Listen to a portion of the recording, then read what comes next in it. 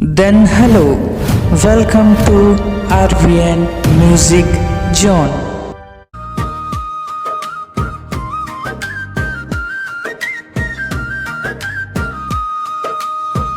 बरसात आगे रे,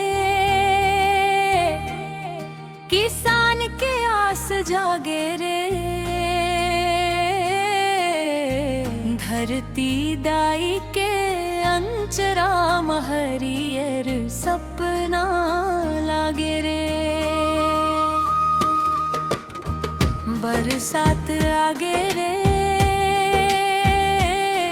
किसान के आस जागे रे। मांदर बाजे रे, खेतवा मुस्काए रे।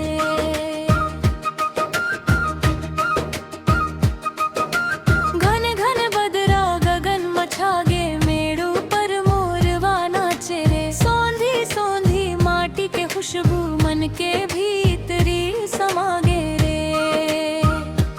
रोपा बोए बर निकरिस किसान, संग मगाए गौव के गान। धान के बाली हसोन जैसन, सजी मोर छत्ती सगड़ धाम।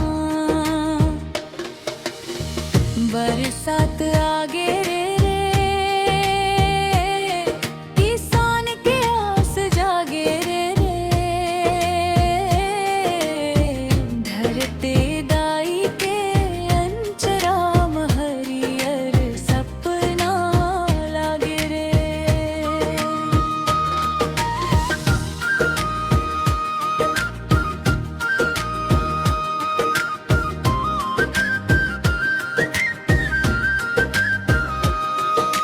टप टप पानी खपरल मगिरे, नदिया नाला भर जाथे रे। माया के संगवारी मौसमा के नवा अंग जगाथे रे।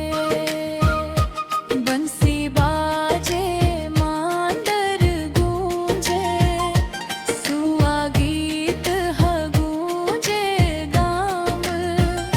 मेहनत के फले मुस्काही, हर किसान के परिवार। बरसात आगे रे,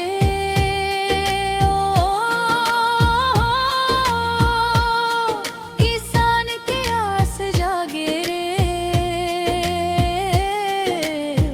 धरती दाई के अंचरा हरियर सपना लागे रे।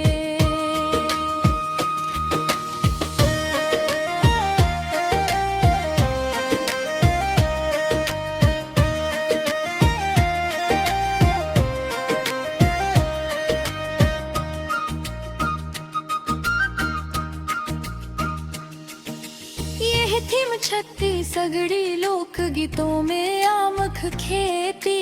मानसून गाँव और सामूहिक उत्सव की भावना से प्रेरित है।